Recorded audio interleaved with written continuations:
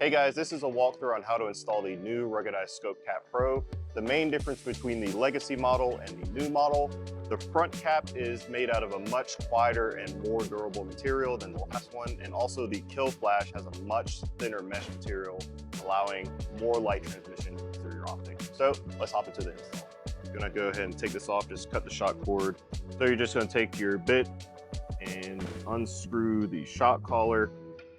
Okay, so once you get this, what you'll have in the package is your shock collar, your ARD or kill flash, your protective cap, and also shock cord and your hardware to attach the shock collar to your scope. So the first thing that I like to do is install the shock collar. So what I'll do is put this on, then I'll go ahead and grab the ARD here or kill flash. Again, I like mine pretty tight, honestly, in terms of tension when stowing the kill flash above the optic if I need more light transmission.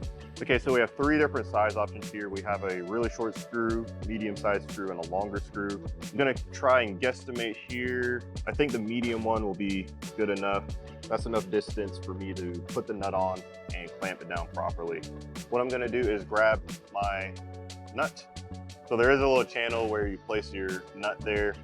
And then I like to go ahead and start the screw if I can. So then I'm gonna slide it back where I want it, make sure it's level. Now I'm gonna go ahead and grab my bit and then go ahead and tighten that down.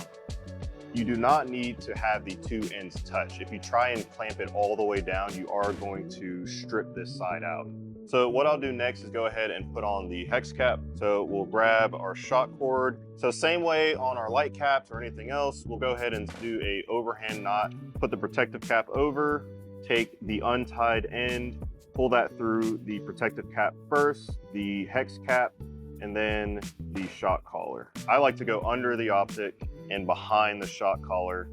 Then you're gonna take that same untied end, put it through the back of the shock collar, the back of the hex cap, and the back of the protective cap. So I'll go ahead and do the overhand knot, pulling this through, keeping it tight the whole time, letting go. So now everything's really tight. So once you have that tied, we're gonna cut off the remaining ends. Please burn your tips. You can use a lighter, you can use a jet lighter, whatever you have. This just keeps it nice and tidy, prevents fraying. Cool, so that's how you install the new Ruggedized ScopeCap Pro. If you have any questions, please comment down below and let me know if you guys want to see anything.